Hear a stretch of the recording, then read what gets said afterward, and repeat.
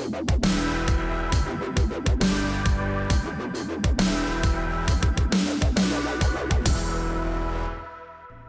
we always thought that if New York was going to be taken by Japanese monsters, or the whole country for that matter, that it'd be a giant lizard coming out of the sea named Godzilla. Turns out America is being conquered by 722 species of Poketomonsuta, which means pocket monsters, and you can sort of condense that down to Pokemon. Hi, everybody. I'm Bill Whittle here with Steve Green and Scott Otta, and this is your right angle on the latest craze that's sweeping America. And like all crazes, there's a lot about this. It's actually, a little bit crazy. For those of you that don't know, basically there's a new game out for the iPhone and for mobile devices called Pokemon Go. It's based on the cartoon show that came out in the mid-1990s. And in the cartoon show, you had to capture these animals with a little Pokeball, and there were a whole bunch of them, and you had to collect the whole series, and then you could use them to go to war with each other and all the rest. Now, the phone app is absolutely brilliant. What it does is it takes you out of the cartoon world and puts you and the Pokemon creatures into the real world. The idea of Pokemon Go, of course, is that these creatures that you're trying to capture are projected onto the real world that your iPhone or whatever sees. So you literally are looking around for these creatures as you walk around the world looking on your phone, and it is the virtual world presented into the real world. So on your phone, there'll be a notification saying there's a particular Pokemon in a certain place. You run over there, throw the Pokeball at it, and you've captured one, and off you go. It's real-world cartoon gaming. So far, so good. Steve, we got a bit of a problem here. Yeah, and I think it's going to get worse. There are so many people who are downloading this app, so many people playing. It's such an incredible phenomenon. This thing sold out in 3 days what I think Tinder, the next most popular app, did in almost 2 years or something like that. Jeez. Yeah. So the problem is that people are taking this very, very seriously, Steve. And let me just give you a quick look at one of the guys who is having a bad Pokemon day. So a drunk guy says, got to catch them all, got to catch them all. Steve, this guy's been drinking. That doesn't connect the question to you in any way whatsoever. No, not at all. But one of the reasons that this search for these creatures is so obsessive is it is in fact a collector's item. And people who are collectors know that once you start a collection, you've got to get them all. You've just got to get all of them. And it's really driving this kind of passion for these things. So is the idea of people running around in parks in the middle of the night or crossing streets in the middle of the night drunk at 1 o'clock in the morning, is this a healthy thing, do you think, for America, or is this something that may bring its own disadvantages with it? Well, God help me if being drunk at 1 in the morning is a bad thing. And you know what? There are a couple of things. Number one, I got to tell you, I think this game is ingenious. It's fun. It's getting people out of their parents' basement and outdoors. I love that. And yeah, the news stories are going to make the news about guys who walk off the cliff or are drunk at 1 in the morning or any of that stuff. But those are the outliers. Those are the weirdos that any craze sensation like this is going to attract. So let's forget about them. I love the idea of this game, but what you say it's getting a lot of people having fun with this. What they might not know, though, is it's not so much a game as it is a data collection tool for a Google spinoff. And again, I don't want to sound like the old fogey here, but I did my research on this, and the company, Niantic, is a spinoff of Alphabet, which is now Google's parent company. And among other things, whenever you launch the app, it collects your email address, your IP address, the web page you were using before logging into Pokemon Go, your username, and your location. And according to the end-user license agreement, that thing you click through, I agree, yeah.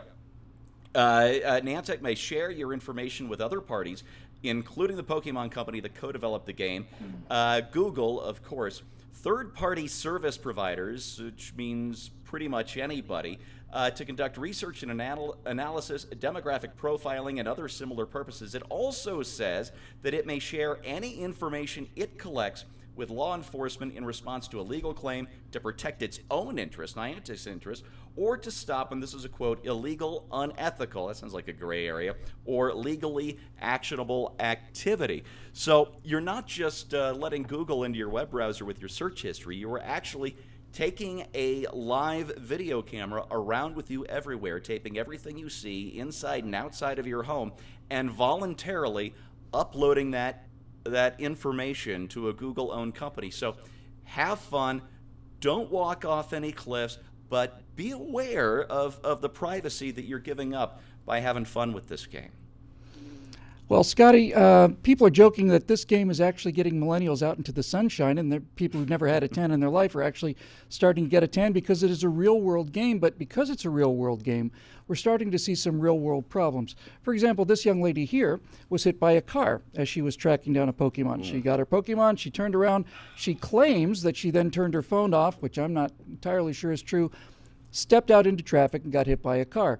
Guess whose fault that was, Scott? I could never guess. It was the car's fault. Now, if you've got this kind of people, there are people already starting to literally walking off of cliffs just with their face down trying to collect these things. Furthermore, if one of these rare creatures spawns in the middle of the night someplace and everybody gets the notification, you've got a flash mob at 2 o'clock in the morning in a park someplace. I can see some potential crime problems with this sort of thing. Do you think that these things are overblown and just being old fogies, or are this thing kind of a genuine problem for us? Well, first of all, to address Stephen's concern that theoretically, the big corporation or the government could be watching me thanks to this device, I actually like that, because when they come to get me, I don't want there to be any collateral damage. I just want them to come right to me and not have to do a house-to-house kind of thing where a bunch of other people get killed. They can just take me out with extreme prejudice, and it'll be fine. Secondly, last night, just because of the members at BillWhittle.com and my devotion to them, I did this. But in fact, it was because my lovely bride asked me to do it so that we could go hang out with our boys, who for the second night in a row were walking around a small lake near our house. And so I actually downloaded it while we were at a Tex-Mex restaurant, and we went to the lake, and for a relatively short period of time, enough for me to get to level 3, we walked around the lake a little bit and did this game. I will tell you, there was one moment when I think I got a little too close to the edge of the sidewalk. Like, that would have been a nasty ankle break going off the edge there. And I could see the sort of tension in the face of the genuine park people who go there every night to jog and to ride their bicycles and things like that. I think they were a little annoyed by the rest of us who were walking around with our phones in front of our faces trying to find Pokemon. But other than that, there was something kind of charming, old school Americana front porchy about it. It was kind of almost like Halloween evening. Yeah, it was like my sons were actually going up and talking to other young people who were using it, and they're mostly young people, not all, but they would go up and say, hey, did you find this, or what are you doing with that? Which team are you on? And in a way, I just thought, well, they're outside, they're breathing the fresh air, they're being good Americans and getting stung by mosquitoes and stuff, technically bit by mosquitoes. But anyway, they're doing this outdoors. My son, my youngest son has a tan apparently for the first time in his life. So I think that there's a lot to be said for this. Now, on the way home, my sons were in a different car. My wife and I get in the car. I'm driving. She's still playing. And she says, hey, there's something over here in this parking lot next to the such and such store. And I thought she was joking. I was like, oh, yeah, we should pull into the parking lot and catch that instead of just driving on the... She was serious. And so by the time we got to the second parking lot, I was like, okay, honey, I'll pull into the parking lot. So I pull into the parking lot. We caught a couple of things, and then we went out from there. But it is addictive in the sense that if you like to collect things, you're like, oh, I can't just drive by that. I've got to get it. Hey, Scott, you could do things a lot worse than spending a little extra time having fun with your bride. That's lovely. I agree. I had some other ideas, but Pokemon Go is good too. Well, as usual with most of these new technologies, I've got tremendous applause and a few concerns. This idea of having a virtual world inside the real world is fantastic. It's just the beginning. I'm not a Pokemon fan. I have no desire to go hunting for Pokemons. However, if there was an app that somehow gave you the directions to, the 1977 Playmates, one for each month, I'd probably be out there at 1 o'clock in the morning too. So Kate Upton's virtual bikini pretty party. Much. So it's a wonderful invention, and I think it's the beginning really of this incorporation of the virtual world into the real world. That's not only going to be fun, it's going to allow us to do things like do engineering tasks and so on in a room and see all these things in front of us. Fantastic. The problem is that people are sometimes irrational, and sometimes they're drunk, and sometimes they're not paying attention, and there's going to be accidents here. Now, of course, as with everything, like for instance, when I update my Apple software, I read all of the agreement. I read every one of the 45 pages very carefully. It takes me about 10 hours. I'm sure that the Pokemon Go acceptance click has got some kind of protections against the kind of lawsuits that we're going to be seeing. Because if a girl gets hit by a car looking down at her phone and it's not her fault, it's the car's fault, then these Pokemon people are going to be starting to get some suits on their hands when people walk off of bridges and into trains and all the rest of it. But my actual main concern goes along to what Steve was saying, and that's simply this. You know, the idea of George Orwell's 1984, the big reveal, the horror reveal at the end of that movie, or towards the end, is when Winston Smith realizes that there's a television camera inside his TV set and that everything that's going on in his house and his life is being recorded. That's the shock reveal of 1984.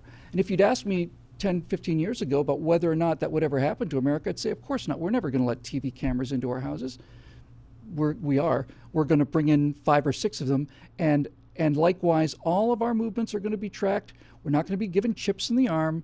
We're not going to be, tagged from helicopters in the neck. We're going to do it voluntarily. We're going to give the government and all of these companies the information that they want voluntarily, because it's wrapped up in a real sweet little package, and you got to get them all. Caveat emptor, caveat citizen, be careful out there, have some fun, but that's why we do the show. We want to remind people that there are bigger things at stake than occasionally meet the eye. And if you're one of those people at BillWhittle.com who's a member who's paying for this programming, we're very grateful. Thank you. And if any of you would like to get this message out further, we sure would love to have you over at BillWhittle.com. For Steve Green, Scott Ott, and the rest of the Right Angle team, which is small but growing, I'm Bill Whittle, and we will see you next time.